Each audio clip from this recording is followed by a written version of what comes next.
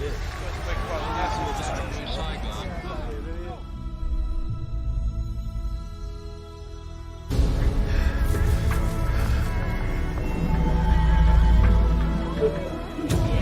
Guard heroes arriving in the Abaco Islands. 5 young boys create a rescue trampoline.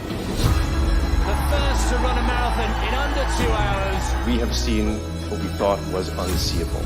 A relay of dogs will lead blind runner Tom Panic across the finish line. Nicolas Mahut lost in the French Open, but then his 7-year-old son ran onto the court to give his dad a big hug. Her and her sister have been heroes for many little girls out there. I want to thank my amazing mom. She's my hero. I love you. Exactly what I was thinking. When you are free to be you, it is the best feeling in the world. He's the Sully Sullenberger of pizza. My family is making a grant to eliminate their student loans. We know deep down what's right and what's needed. I'm going to fight this. Who says I can't? Nobody! Here it comes. Never been done in competition. The category is love, y'all. Love! Use your heart, your courage and vision to fix, to heal, to empathize, to connect. Because living life for something bigger than yourself is a hero's journey.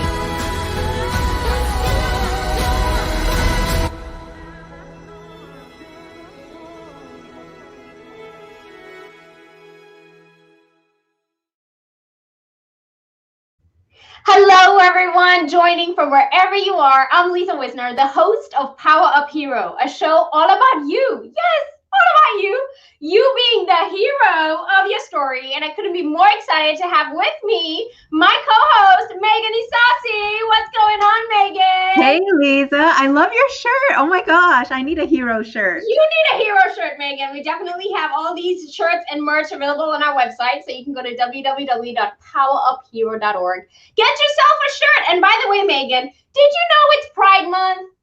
I actually knew because I got on to Jedi Talks today and listened to your Jedi Talk with our very own Tom Tagliabue. I know him from being a city champion, and it was such a great talk. I really enjoyed it. And then I even turned on my TV, and it was all over the TV. And guess what? A lot of these great, amazing drag queens were giving amazing tips on makeup. Oh! So I was like, they have all these like awesome tips and tricks.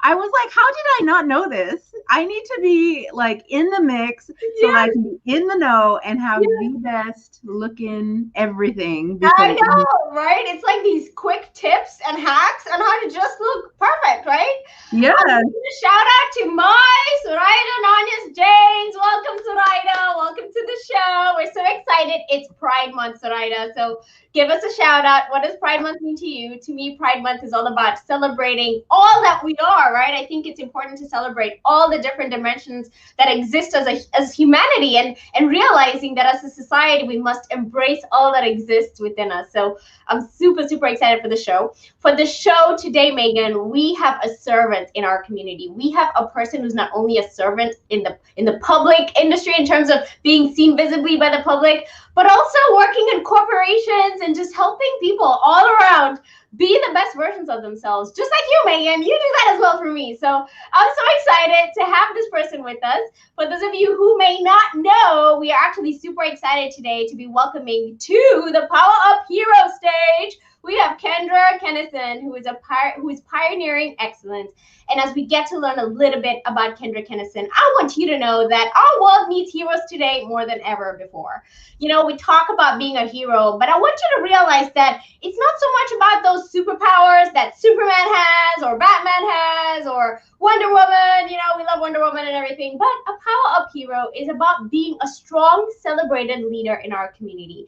And this show is all about bringing stories of people who have been nominated as PowerUp Heroes. We're going to talk about the mission they're on and the life that they have built being proud heroes in our community. Are you excited, Megan? I'm so excited, and I have to tell you why, Lisa. Yeah. I usually try not to look at the emails that are coming in about the show. Yeah. And there was one day that I kind of sneak peeked just once, and I was like, I'm not going to read it. I just want to see these pictures. Yeah. And so I saw a picture, and I saw one picture of somebody riding like a motorcycle or motocross thing. And so I was like, I don't know who's coming on the show, but they got to take me to go ride. I know, right? Okay, that is how I felt. I feel like we're both the same because literally when I saw that photo, I said, could she come pick me up and like we go do this thing right now? Because I really want to do that. So that's totally what I thought as well. So today, everyone watching, we are elevating and shining a spotlight on an outstanding individual that we all call Kendra Kinnison. Kendra takes on numerous roles every day, and she always has what we call a singular goal. So her goal is to build teams that achieve excellence and make a positive impact. And several years ago, and this is how probably you met Kendra, Megan, the importance of teamwork really hit home in our community, and Kendra Kinnison was at the center of it. We got hit by Hurricane Harvey, Megan, as you remember. And in the aftermath, Kendra at that time was managing, and she still manages, she's the general manager of the Port Royal Ocean Resort. And when they were hit by this Category 4 hurricane, the lessons of being a leader and bringing teamwork to the forefront were really exercised in terms of how having a place to practice, right? It's like sometimes you learn all these lessons and where do you get to put in the hard lift? And so she did the heavy lift in that opportunity because she did so much amazing work to bring that resort back to life. And personally, I feel like that lengthy recovery process is probably part of the strength that Kendra has today. Now, Kendra still serves as the executive general manager for Port Royal, primarily concentrating on litigation and financial projects. But most recently, Kendra has also accepted the CEO role at Allocations, where she focuses on building the teams and systems to support their fast-paced growth. So she's also developed a program which I absolutely actually started to learn more about Kendra through her habit coaching. I used to call her my habit chef. Like, you know, when you're cooking in the kitchen and you're putting recipes together. So she had this podcast that she would run. And I remember when it was in my car, I couldn't wait for the next episode of Habit Chef so I could learn how to like hack my habits, right? So Kendra actually developed curriculum for Coach.me, and they have a habit coach certification program that several cohorts have actually gone through. And Kendra also serves our community as the board of directors for Navy Army Community Credit Union, and is the advisory board and is on the advisory board for the College of Business at Texas A&M University, Corpus Christi. Go Islanders! I am a proud alumni, so go Islanders. And while she's not reading, writing, or collaborating with her teams, Kendra enjoys her collection of motorcycles and tries to experience several new racetracks every year. She lives right here with us in Corpus Christi, Texas, with her daughter and granddaughter. And so with that, without any further ado, and all that filler words that I just filled in, Megan, just mention we do not say it without any further ado. That was a no-no.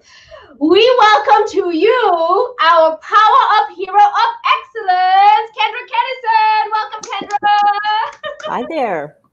Oh, we're so excited you're here. Wow, excited to be here. That's got to be I think the best introduction I've ever had. So thank you so much. Well, we cannot wait to celebrate you. We have so many other people waiting in the wings to celebrate you. So I say embracing and celebrating the amazing Kendra Kinnison. And we feel exactly how you feel, Zoraida. So thank you for joining us on the show.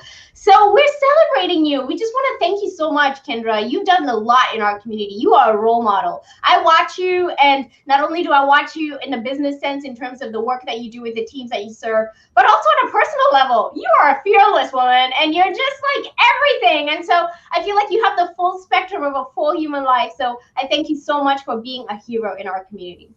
Thank you. Yeah. So we'll go ahead and get started just briefly, just telling people like who you are, right? I know I give a little bit of an intro, but tell us, who are you? Who do you believe you are in service to the world? You know, I think I'm a teammate first and foremost. I think in everything that I do, there's a team element to it, whether it's, you know, family or work or motorcycle racing. And so I think first and foremost, I strive to be somebody that adds value to every team that I'm on and helps us to do bigger things together than we could do separately. I love that. I like how you just said that so succinctly. I am a teammate. So you lead teams and you are part of those teams. So you talked about teams not only just being family, but we know that you lead teams in your work. What type of teams do you work with in your work? Like, are you leading?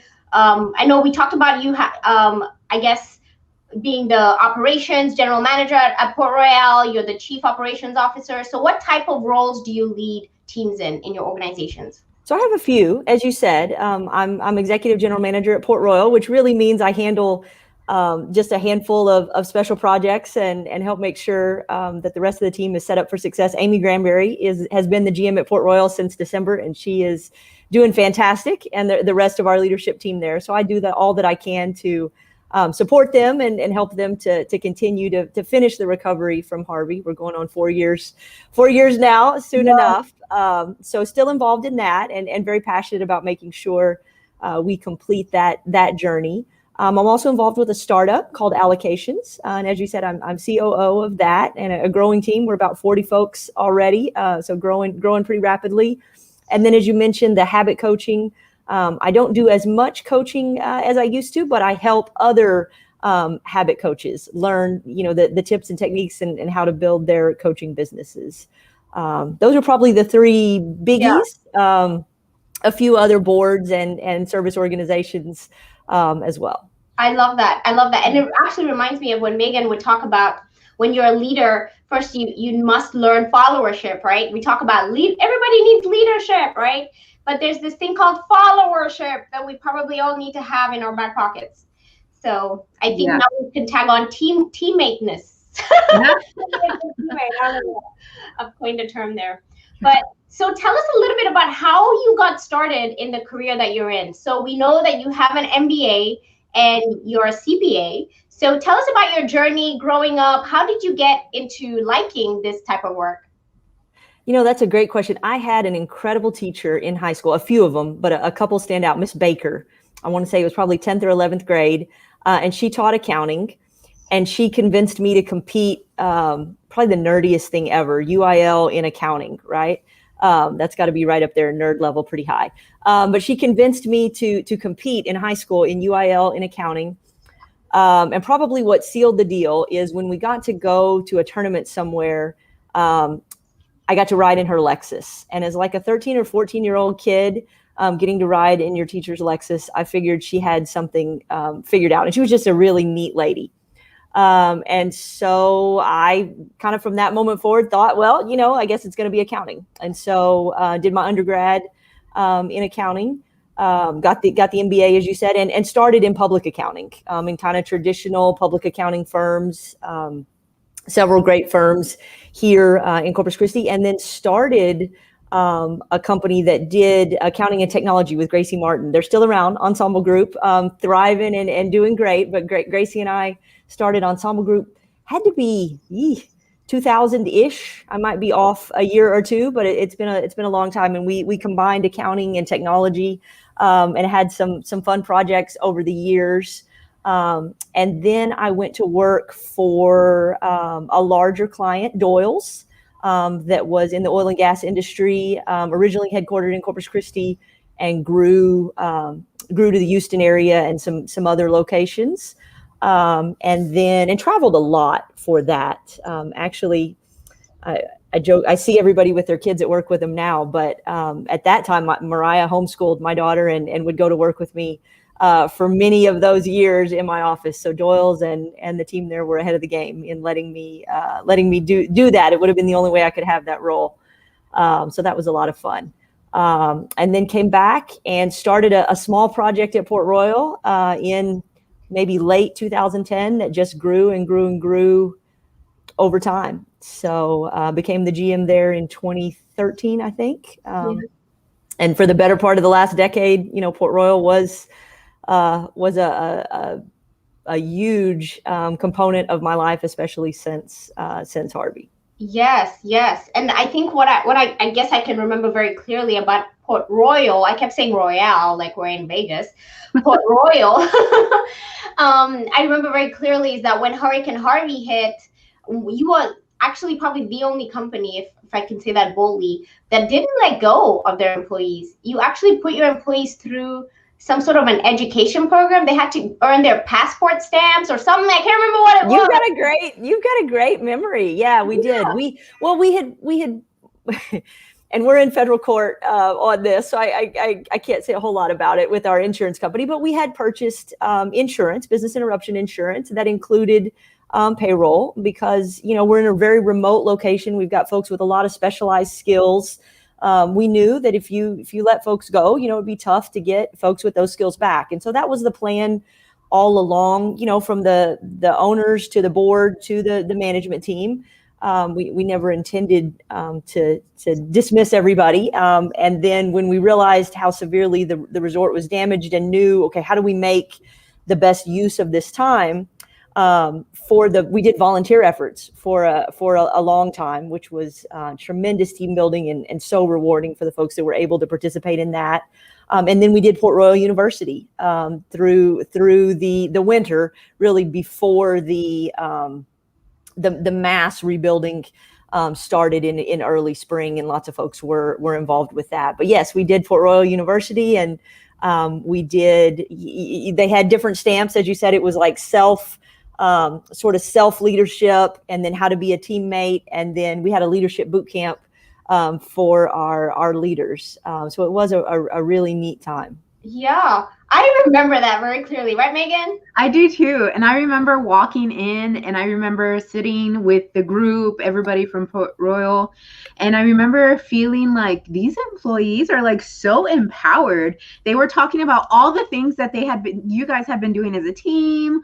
They were kind of like, so you got this, right? And we're going to do this, right? And we had already taken care of this, right? And it had nothing really to do with the work of Port Royal, but more about the community and what they had been doing together as a group. And I just felt like they felt so empowered. They had taken on a new role within themselves that I don't know that they would have had otherwise, had this not happened. Yeah.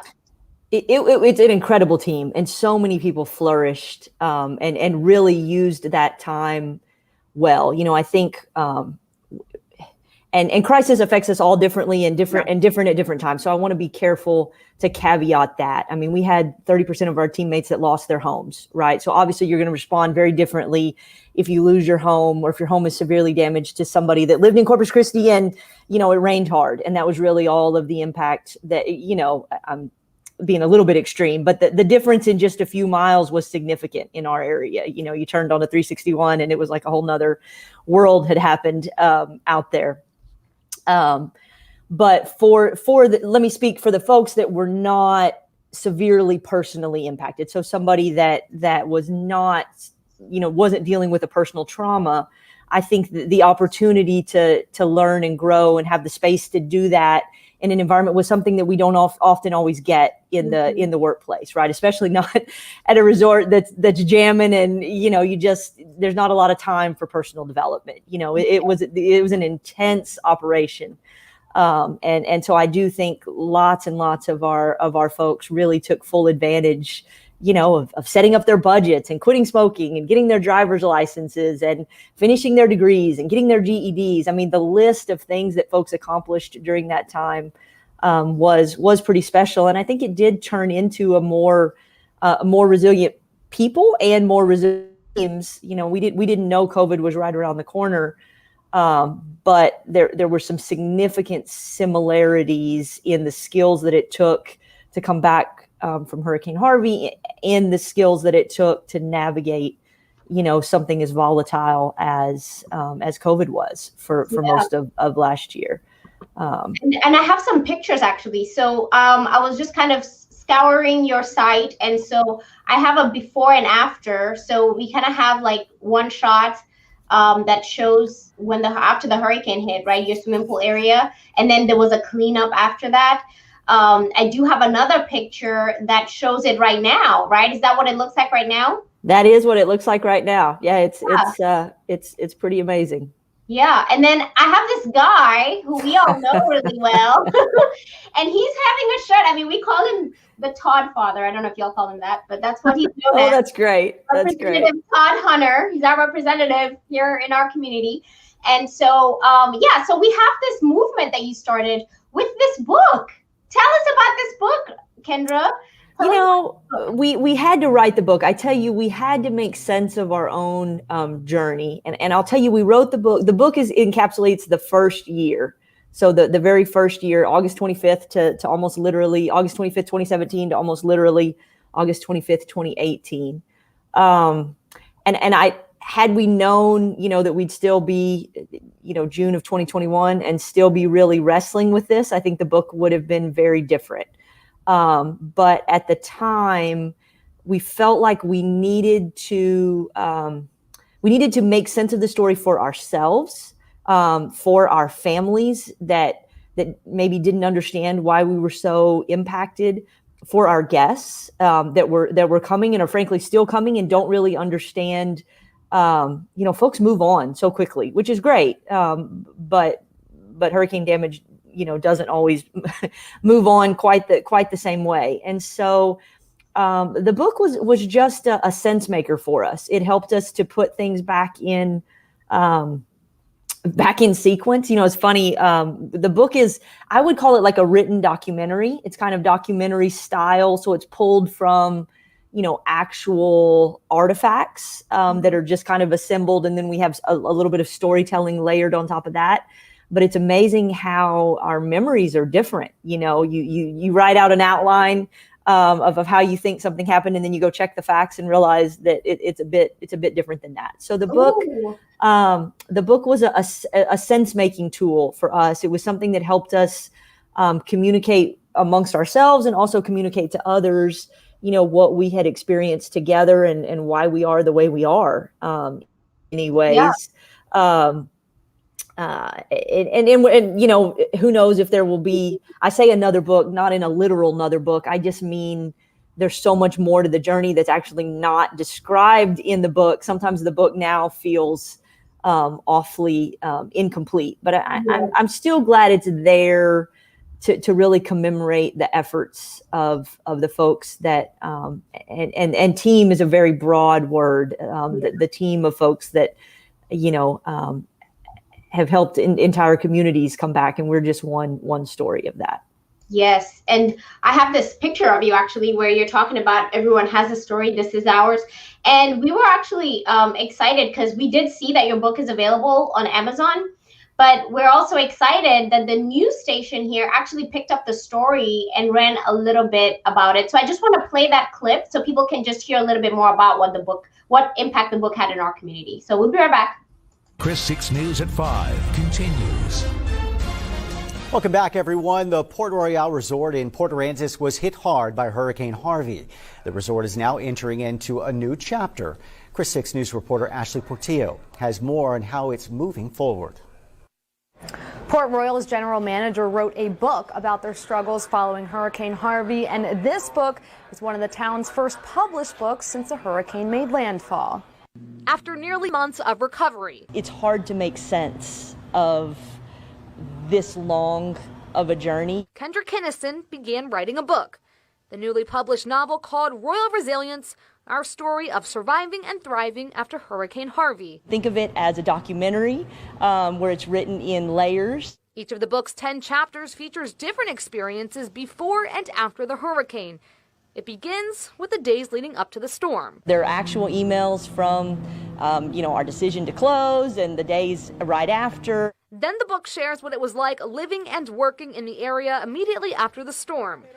Then tells the story of how Port Royal staff put in 17,000 hours of volunteer work as they were helping local organizations during their recovery. Staff members helped clear debris from Port A, helped rebuild homes, and helped prepare meals for hurricane victims and the homeless. Photos are also included in the book, a reminder of the journey Port Royal has been on. We didn't have a roadmap for how to recover. We just showed up every day and we gave 100%. But the book also serves as a reminder that Port Royal and the Port Aransas community still have a long road of recovery ahead. We really tried to make the best of the experience, truly try to make lemonade from the lemons. Ashley Portillo, Chris 6 News. Now, the book is available on Amazon, and all of the proceeds go towards the Port Royal Strong Foundation. The foundation helps Port Royal staff who are still struggling. For more information on how you can purchase the book, just visit our website at christv.com. So I have to give him a shout out. He said Royale. I heard him say that. So I'm like, okay, so him and I are in Vegas, right? I have always said Royale, and I don't know why. Lots of Vegas. It's fine. Yeah. Well, Kendra, that is an amazing story and an amazing journey. And actually, I hope that you continue to write the story, because I think, it's always going to be evolving. And I think maybe people may want to hear from the beginning, right? Your eyes of how it was for just that 1 year to where you are now. The continuation of the journey is important. But as we're celebrating you as the PowerUp hero of excellence, and just hearing more about how it feels like everything that you touch turns to gold. I know Gracie Martin. I had no idea you started the ensemble group with her, because her business is super successful. I mean, I remember when I learned about her, I used to work at the university, and she was building the way I heard about it was this woman's building a database about gang violence or something. And she was literally mapping out all gang activity in our community. And she was like the name to know, right? So such amazing work that has been done. I just want to ask you, as a hero, what does being a hero mean to you?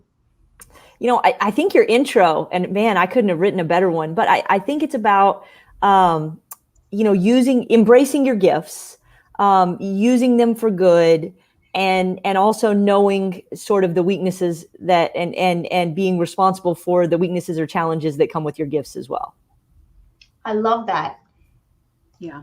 I do too. And actually, to just piggyback off of that question, I want to know what you consider your superpowers to be. I know what I think your superpowers are, because first of all, you're an accountant, and all math people in the world are my heroes, because I could not get along in life without people like you who love analyticalness and numbers and everything that is accounting. So I know that's one of your superpowers. And I know firsthand from having spent a little bit of time with the Port Royal team that you are an empowerer of people, because those employees were so empowered when I met with them, and they were so amazing. And they were so excited to be doing what they were doing, even in the midst of this turmoil. So tell me, what do you think your superpowers are as a PowerUp hero? I think it's teamwork. Teamwork. Yeah. Tell us more. Well, I think, I think life is a team sport. My daughter would probably cringe as much as I tell her that. I think it's a lot more fun as a team sport, and you can get a lot more done. We talk about excellence or achieving big goals or whatever it might be. I think teamwork is the key to that. I think teamwork helps us celebrate diversity, helps us celebrate all the different strengths and perspectives of others. And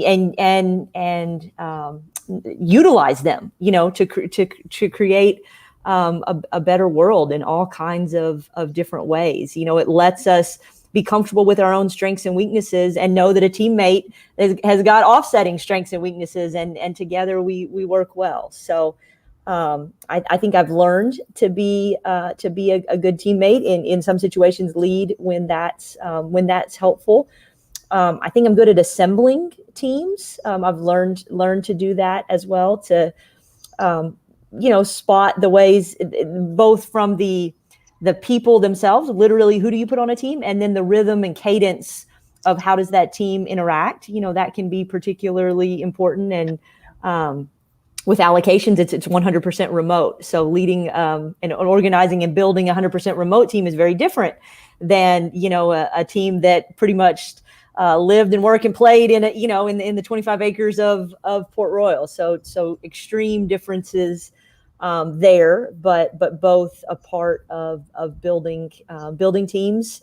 And then I think you can think of family the same way. I don't know that I recognized it until much later in life, but I think a family can be thought of as a team as well, and it can really unlock a lot of neat things when we begin to think that way. I love that. It reminds me of Stephen Covey. So he wrote that book, The 7 Habits of Highly Effective People, and then quickly followed up with The 7 Habits of Highly Effective Families, and because it just fit, right? And yeah, so I love that. I love hearing that, you know, a lot of these principles of teamwork have to do with how we are as a community, whichever community you're in. It doesn't have to be just the workplace, but all those principles are universal, right? Yeah, and I think so. Another lesson I think I learned later in life is that it's okay to be ourselves in every environment, and be ourself, and not feel the need to put on masks or morph for different environments, right? I mean, we may change our clothes, or I think you guys have captured every hairstyle I've had in the last decade in all these all these pictures. But you know, not to say that we can't change and evolve, or dress up or dress down or do that, but who we are, what we value, how we communicate, you know, I think when we can be true to ourselves, that really unlocks some superpowers. When we don't feel like we have to be a different person we can be the same person at home that we are at work. And I really struggled with that. I don't know if anybody else ever did, but I certainly wrestled with, you know, how do you show up? And so I think when I realized the similarities, that was a big unlock for me to just be comfortable, you know, with who I was, and how I show up, and what I value, and how I, you know, navigate the world.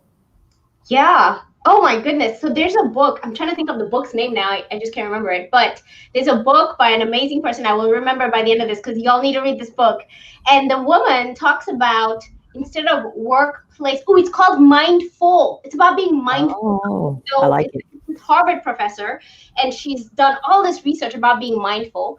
And she talks about how we talk about workplace balance, and that's not possible. Sorry, work-life balance, and it's not possible. What we need is work-life integration. Like, you just need to exist as the best version of yourselves in the spaces you're in, and not try to show up as super mom over here trying to do all these things, and super wife like this, but when you're at work, you're like a different person, you know? Mm-hmm. So just be yourself, period. It's harder to do all the other stuff, right? Absolutely. Absolutely. So it creates friction. So actually, Megan, that leads us to the next question about friction, right? 100% it does, because Kendra, we are celebrating you today. We know that you're amazing. You've told us some of your superpowers. We've seen it in action through Port Royal.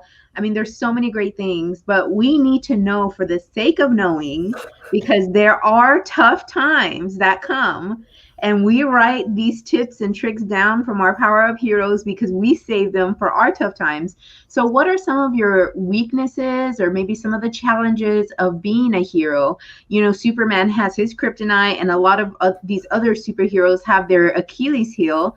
What would you say some of yours are, and what are the things that help you get through those times? Ooh, all right, we're going deep. There's no wiggle room in that question. Ouch. Okay, so I think I don't know if it's a weakness, it's just a reality. I am incredibly direct, and there's an intensity that is not always helpful. I don't know, I'm not gonna say it's right or it's wrong, it just is, and it's not always helpful to the situation. So I just have a mannerism that's just straight to the point at times. And at times that's helpful, and at times not so much. I do try to think about that. My daughter probably bears the unfair burden of that. I've worked on it. I've worked on it a lot. Hopefully she feels like there's progress there. You know, our families see us in all our, you know, there's no hiding from that, especially a year like COVID. So I think that's probably the area that I'm most aware of, and not that I necessarily try to change, but I just try to think of, you know, what's the best version of that for the situation that I'm in, and the folks that I'm dealing with. Because otherwise you can end up with really hurt feelings, or folks can feel like you're not hearing them, or you're not even seeing them, right? If you're just kind of plowing that directness of goal focus, right? I'm incredibly goal focused, and at times that's really helpful. And at times it's not. It can make people feel overlooked or plowed over.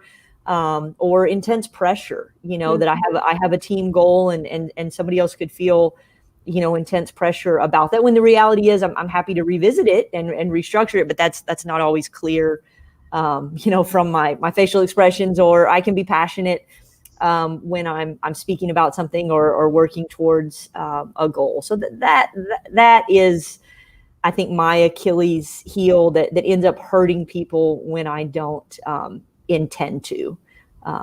So that'd be the biggest one that I rank.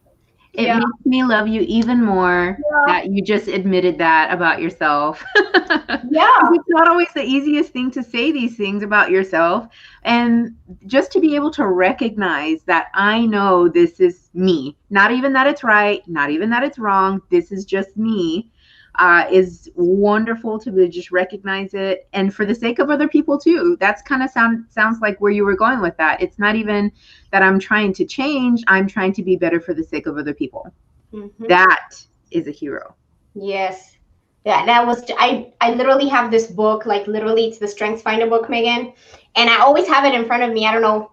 I try to map out stuff, and I see you as command. I don't know if you've ever taken Strengths Finder, but you are describing a command, a person who is very much a command person. And if you're not familiar with Strengths Finder, it's actually an opportunity for capitalizing on our strengths, knowing that sometimes what we may see as a weakness is a strength, right? So you have that as a strength, but on the flip side, right, the other side of it becomes a weakness when it's when it's flexed, right, in a different way. But I like how it said in the very beginning, it says command leads you to take charge. And unlike some people, you feel no discomfort in imposing your views on others. And when you were explaining that, I was thinking exactly the point. Somebody asks a question, or there's work to be done, you have an answer. Like, what's the problem? I gave you your answer, right? And it's like, sometimes you got to be strategic about the way you're delivering, right? It's the delivery sometimes. So I think it's good that sometimes it's perfect that we know how we are, because depending on who the person is, I resonate very well with people who have command in their strengths. So I like a command person. Megan knows that. I have to work on being more, tell me more, okay, let's think about that for a little bit. And I was like, okay, we'll think about this for about an hour. And I think the experiences we have can shape us. So I've taken StrengthsFinder, I've taken DISC, I've taken I'm INTJ. I can't remember what that is, but they change over time. Yes. Based on the situations that we're involved in.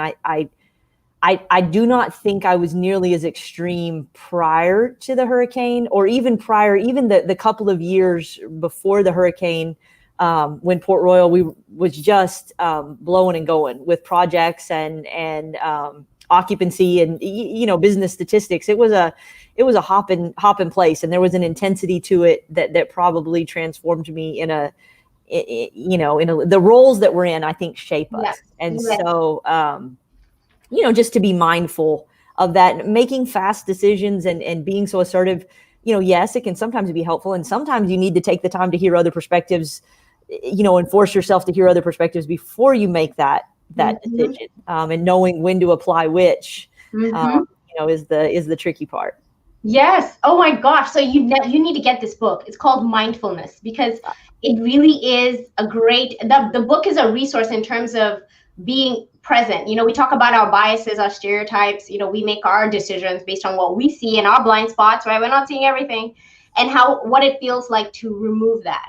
And so it's this Harvard professor, and she has a whole team that works with her. And the book was actually the making of 30 years of research. So I feel like it's like a Covey type of book where it'll stand the test of time. So I'm definitely saying a lot about that book that I can't remember. I will check it out. As you can see, there's no shortage. I'm a book fan. So. I can see for sure. Okay, so Megan, we are gonna jump right straight into the Fast 5 Finger Favorites. So Kendra Kinnison, we are putting you on the spot right now. We want to find out, what are your Fast 5 Finger Favorites? And so I'm going to ask everybody who's watching right now, if you have any favorites that Kendra is going to be sharing, share them in the chat so we can also know what your favorites are. But to get us started, Kendra, we want to know from you, as our PowerUp Hero of Excellence, what is your favorite book? Ooh, this is a tough one. And I'm going to say right now, it's Daring Greatly by Brene Brown. Yes, Brene. I feel like she's like an exclamation mark. And like, there's so many. I mean, Dare to Lead, they're Braving the Wilderness. I mean, there's so many, but I think Daring Greatly would top the list right now. I love it. I love it. I love it. Okay, next is, what is your favorite movie? Okay, so I'm going to cheat. I actually like the book better than the movie, but I like the movie too, and that's Hidden Figures. Hidden Figures? Oh my gosh, that is a good one. I want to watch that again now that you said. There's a cable channel that shows it like once every 2 weeks. I've probably seen it and I don't even watch movies, but I love. Yeah. Well, the book is better than the movie, but I love the movie too.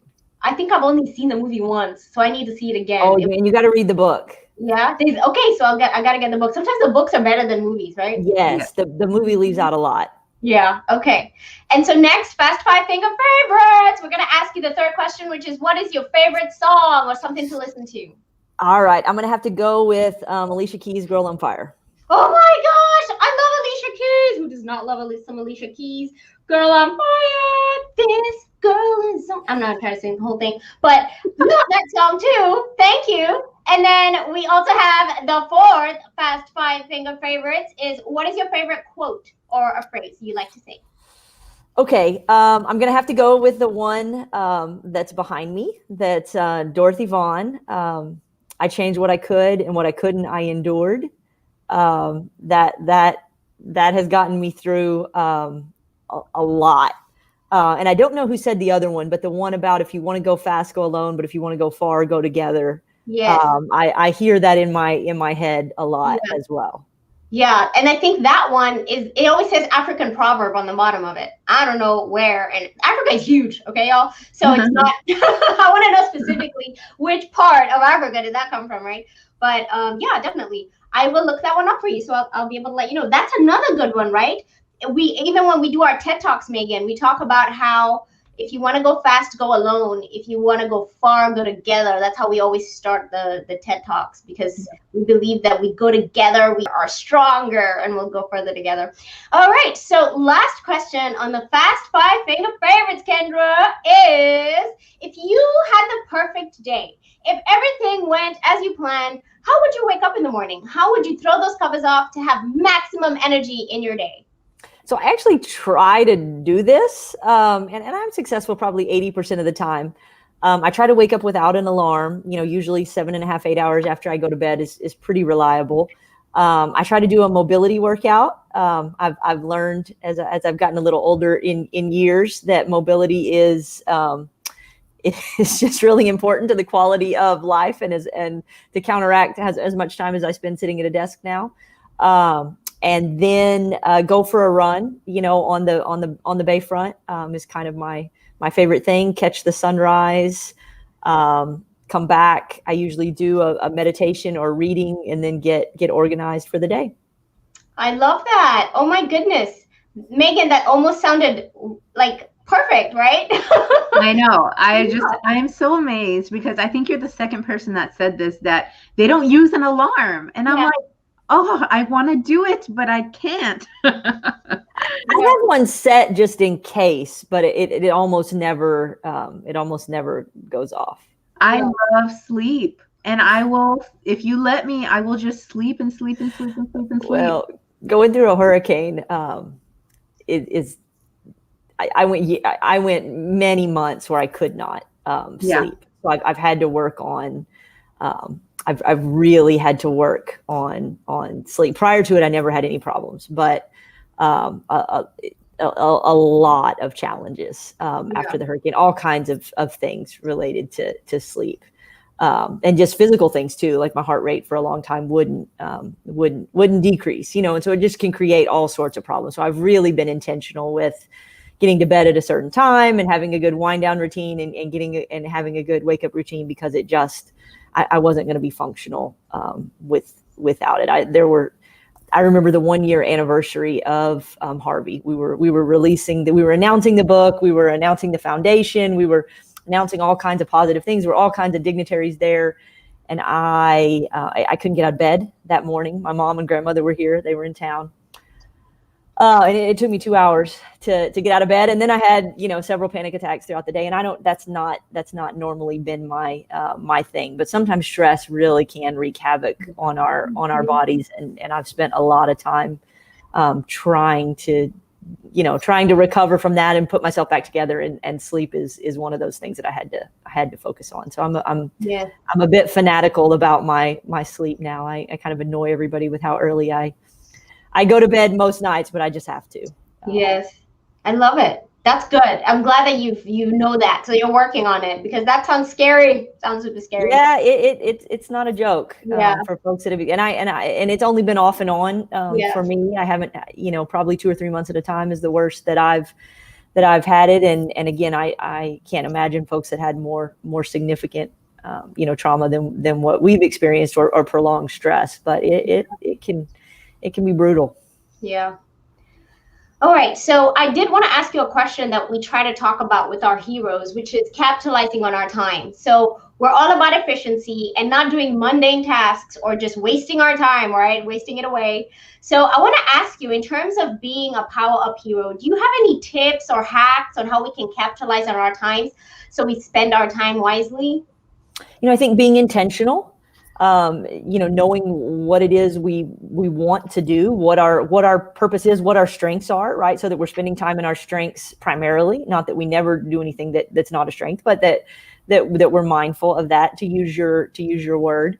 I think doing a weekly review, Sunday night or Monday morning, reviewing the week before, thinking about, I think there's 3 questions: what went well, what didn't go well, and what can I learn from what didn't go well, and what adjustments do I want to make, in this coming week. And really those 3 simple questions, if we do it week after week, or even, a day at a time, can really help us to just kind of continually turn the dial. It's not usually any one big shift. It's lots and lots of tiny little adjustments. So being reflective, being honest with ourselves, journaling if we need to, or keeping notes, or asking those around us for feedback when we're in a setting to actually receive that feedback, and we're in a calm place that we're ready to hear, whatever someone might say. And then thinking about each day and not just time, but energy, are there tasks, if you're a morning person, that you should probably do in the morning? If you're a night person, are there things you should probably do in the evening? And then thinking about your team.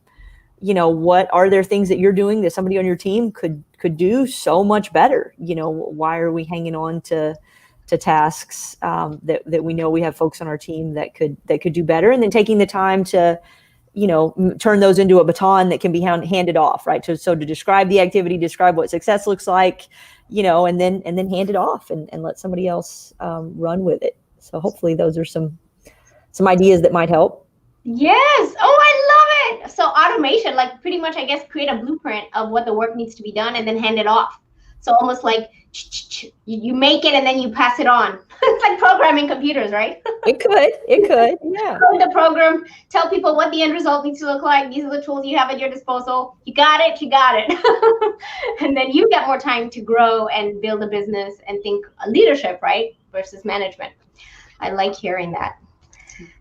All right. So as we're winding down with the show, I'm going to ask you one last question about your future. So I want you to imagine yourself 5 to 10 years from now. What do you see, Kendra? Well, in a lot of ways, I don't see much difference. I'd like to be even healthier than I am now. I feel like I'm starting to make, again, to kind of bounce back from the havoc that Harvey took on me personally.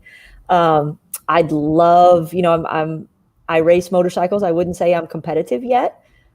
So in 5 or 10 years, I would love to be competitive in that, in whatever that might mean, just to have mastered more of that sport. And I'd love to still be involved with teams that are doing fun and challenging projects. Yeah. And we have a picture of you on your motorcycle. Look at that. Too cool. I know. And the thing is with the motorcycle thing, like you obviously have a helmet on, we can see like your eyes and everything, but you look like a superhero for real. Like if people were like, Kendra Kinnison's a superhero, that's the photo right there. So how long have you been racing motorcycles? I since about 2019. I did my first track day in April of 2019. I got my motorcycle race license the fall of 2019. And then 2020, I really didn't get to ride much at all. I mean, my grandmother stayed with me quite a bit. My daughter was bringing along my granddaughter. So 2020 was much more of a family focus, but I've been back at it pretty significantly this year. And it's something I'm definitely giving some time to. I love it. To find flow. I don't know about you guys, but to find flow can be challenging. Even running, we've got earphones in or whatever, we still feel connected. But on a motorcycle, and especially on a motorcycle on a racetrack, you're not connected to anything, and it takes full concentration, both arms, both legs, and just to really find flow and free your mind and master, something that's physical and mental both. I just love it. I think it's a fantastic sport. I think it's an amazing sport for women. So if somebody's thinking about it, I would certainly encourage you to jump in. Come pick us up. Come pick us up. No, we ride on race tracks. Most, or most of my bikes are track bikes. They're not even street legal. So I think the safety, everybody says, it's so unsafe. I think if you look at our gear and you look at everything that's going on, it's actually a lot of care has been taken to. Do we have a track here in our community, or we have a dirt bike track outside of Robstown, DDMX, that I just ride. They have like a small version and then the real version. I haven't ridden the real one. I've ridden the small one. That's a lot of fun. And then just on the southwest side of Houston, there's a track there. Okay. So before, I know we're running short on time, but I just have to know, how did that even come about? Like, where did that interest come from? Did you just wake up one day and you're like, I'm going to be this extreme motorcycle chick? Like, where did that come from? I'd wanted to do it for a long time. I had traveled with work a fair amount in Asia, even in Mexico City. In a lot of countries, everybody rides motorcycles. And I'd always been fascinated with them. But never had the time. And then the year I turned 40, 2019, and kind of my daughter being grown, I felt like I sort of had permission to chase all those, dreams that feel kind of irresponsible, that you're not, focusing on others first. So I would say I just gave myself permission to go do it. I love it. I love it so much. Oh my gosh. Every time I think of you on your motorcycle, I don't know why I get anxiety, like we're skydiving or something, but I feel like, oh my gosh, Kendra, I hope you're okay. It's great. I hope you have a great time riding your bike. I keep saying, come pick me up, but I don't know if I'll get on the bike. I'll probably wave at y'all and be like, have fun. Bye. Yeah. Whew, that's a scary thing, riding motorcycles. So maybe that's on my bucket list then, Megan. Bucket list. We got to do that. Okay, so we've actually reached the end of the show, Kendra. We're so excited to have celebrated you. Soraya wanted to celebrate you as well, and so she actually wrote something for you. So I'm going to put it up so you can read it. I don't know if you had a chance to see it. I just saw that. I absolutely remember her. Yeah, we had, gosh, I want to say that was maybe 2009, 2010 timeframe. We'd worked together a little bit, but I absolutely remember when she was getting started. Yes. So now her organization is flourishing. For those of you who don't know Soraya, known as James, she is the founder of Gulf Reach. It actually serves, I guess you could say, the tri countries, right? So we have USA, Mexico, and Cuba, the Gulf of Mexico, serving them in terms of science, education, technology, anything that has to do with the Gulf. She's involved in that. And she's a trendsetter, I guess you could say, in terms of representation of marginalized communities and minorities being involved in science, technology, engineering, and math. So we thank you so much, Soraya, for being on the show today, for helping us to celebrate Kendra Kinnison. And Kendra, if people wanted to get in touch with you, how can they do that? KendraKinnison.com. I probably really basic website now. I kind of pulled most things down. And on most of the social media platforms, Kendra Kinnison on Facebook and K Kinnison on Instagram and Twitter. I love it. And I know that we definitely want to make sure that people remember that you have a book that's through Port Royal. And I think I even have it up here. I'm going to throw up the Amazon and see if I can grab my copy of the book. I should have had it with me. And I just remembered that I had it. So I'm grabbing it right now as I'm talking to everyone. Here we go. Yay! Wow, you do. So well, you spoke to our group. Yeah, I did. Yeah, okay. That's awesome. I came in to talk, and so thanks for writing the book. It's a great book, and it's for our community. It has pictures, and so I think anytime that a book has pictures, I love pictures, and so it makes it almost like a book that I want to read, because I think it feels like a journal, like y'all were journaling. So it's really a special thing, and I hope you actually do a second what lessons learned, right, even from the book itself. And I think you could probably evolve from that. But I really thank you so much, Kendra. There's so much you're doing, not only in your business life, but also in your personal life with your family. I think I did see a message once where you have like 5 generations strong. You were 5 generations. We did for 94 days. My grandmother passed away in January, but between October and January we did, and we were able to take a 5 generation picture together. It was really special. Yeah, I thought that's a full life, right? In my family, that's called generational wealth. Right. So I think here in America, when I heard generational wealth, it was like money, right? How much money you got? And it's like, no, how much legacy do you have access to? Those stories, those messages, those lessons. You don't have to start from scratch. All those stories make you who you are. And so I believe that in your legacy, Kendra, you're really lifting up the generations through your daughter, through your granddaughter. Thank you for everything that you do for us. Thank you. This has been a lot of fun. Yes. Thanks. Bye. Megan. Kendra. Oh my God. Can you believe I forgot that I had her book here, like talking about the book, and then I thought I have it in my bookshelf back there. So glad that I remembered. But I was such a fan of life as a team sport. Yep. That whole idea, that I think everybody knows in the back of their head that, you just have to do things with people, like, period. And it's just part of life. Like, you don't even think about it. There's people everywhere. You're interacting with people constantly. But when she put it in the terms that she put it in, I started to think to myself, there's like nothing that we do alone. Nothing really. Nothing that we do alone. So once you start to accept that fact, I think you can just continue to elevate and go higher and higher and higher and higher, and start to use that as a tool. Yes. That's what it seems like she has done. Yeah. She's accepted that fact, and she's like, okay, now how can I use this whole team thing to like continue to elevate myself and everybody around me? Yes. And isn't it just such a unique strength? I mean, I wouldn't have, we always hear of people's strengths of being like empathy and trust, commitment, all of that. And then to hear teamwork as a strength, it almost feels like the most gracious thing a person can say. Like, my strength is to bring us together, for effectiveness and efficiency, right? Teamwork, us working together for a common good. I don't know. I just love it. I loved hearing it. And I totally see, I always think of my PowerUp heroes being on a show somewhere in Marvel or DC, and like, they're like saving lives with their superpower. And I see that. I totally see Kendra doing that in the office. Slaying all those anti-teamwork people. I wanted to talk about, she remembered Miss Baker. Can I say something about people in our communities, teachers in our communities, people who impact us? We don't forget their names, right?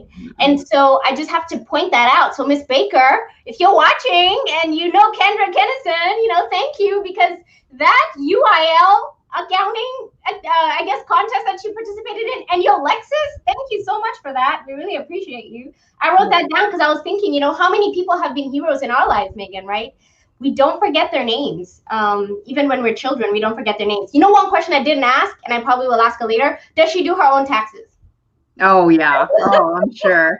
I wouldn't doubt it. I'm like, do you do your own taxes? Who does your taxes, right? Because I'm always thinking, if you have somebody who figures money out, right? Figures out all the money stuff, then get all the answers you need about that. Loved the books. I'm so glad. I'm going to watch Hidden Figures. Loved the quotes, for real. And I love the idea about automation. I like how she put a spin on it on, automation. Sometimes we think of it as what's the latest app, or, what is the technology that's going to help your team communicate better virtually? Are you using Slack? Are you using whatever it is, right? And she talked about, no, maybe we go back to ancient intelligence of just being intentional, right? Like the technology is not so much as the tool, right? It's us as humans. We need to use ourselves to be able to automate. So being present, being intentional, I love that. And I can't wait to unpack that further personally as I, and then she gave us those 3 things. What did you do well in the week? What didn't you do well, and what could you adjust? Yep, I really liked that too. I really liked when she said not. I mean, these are things that she just said like on the fly, like in conversation, and I was like, "Ooh, that's good." Not weakness, just a reality. I love how she just owned that, and it wasn't like this weakness or necessarily this strength. It just is what it is, and there are so many people that are quick to jump on, well, that is a weakness, or that is a strength, or that they want to put things in boxes. Yes, don't put us in boxes, people. Kidding.